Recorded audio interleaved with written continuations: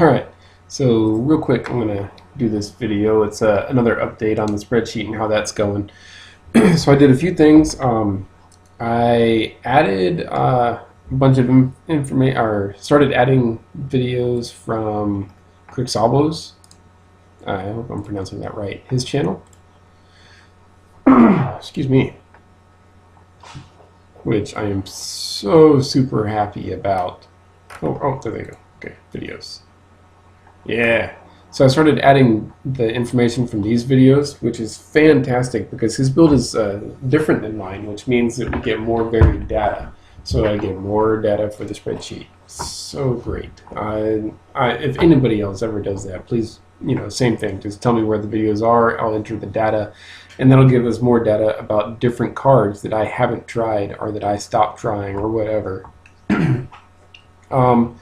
Let's see. So I added that, and I also figured this out right here, how to actually calculate using this little right here, how to do the one lantern, one rock hand, or one lantern, two rock hand, and so on.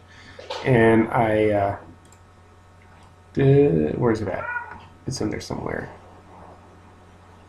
I don't know, it's in there somewhere at the bottom. But the win percentages associated with.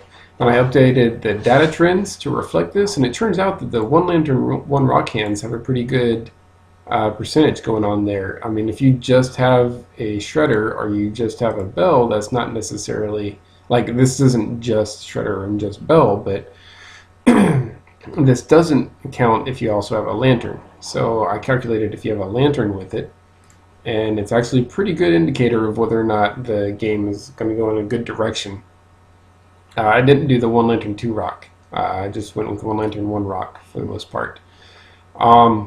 So I was looking at this and I realized that I've seen a couple of builds before on MTG Goldfish where people used 4 shredders, 4 bells, and 4 Pixis. I'm afraid I can't remember their names. If one of you or one of those people, or if somebody can link, then I'll update the description of this channel, and I'll link it as well and give them the credit they're due. But yeah, I figured, well, if you run 12 mill rocks along with 4 lanterns, then you increase the chances of this happening. And I have had hands where I didn't have a bridge and I still won pretty easily. I mean, I eventually landed a bridge, but you can win without a bridge. And one of the #1 requests I've gotten is help with a budget build, and I've tried a whole lot of budget builds. So I figured, well, maybe this will work, especially since Collective Brutality and Inquisition of Kozilek help get rid of creatures anyways.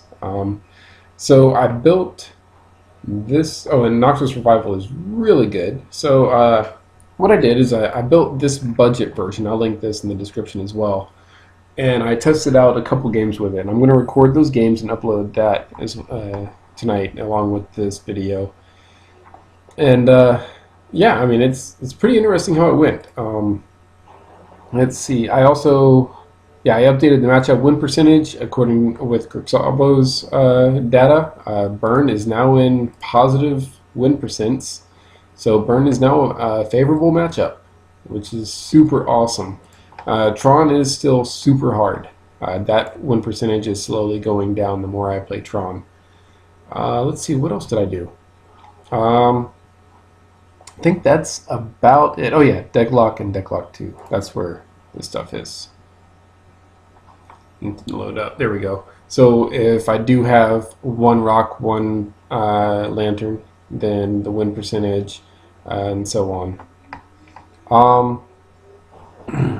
Let's see. And also, in the data trends, this should also help with mulligan decisions. So the more of these cards with the positive change right here, the better your hand typically is. And of course, when you look at the lands, you'll see, like, pretty much in every case, the best win percentage is when you have 3. Whether you are or not counting Opal, the best win percentage is with a sufficient amount of data is 3. I don't really count this and this because the zero land hands, because there's such a small data set that it's not reliable. So yeah, I'm going to finish up recording this and start recording the actual games.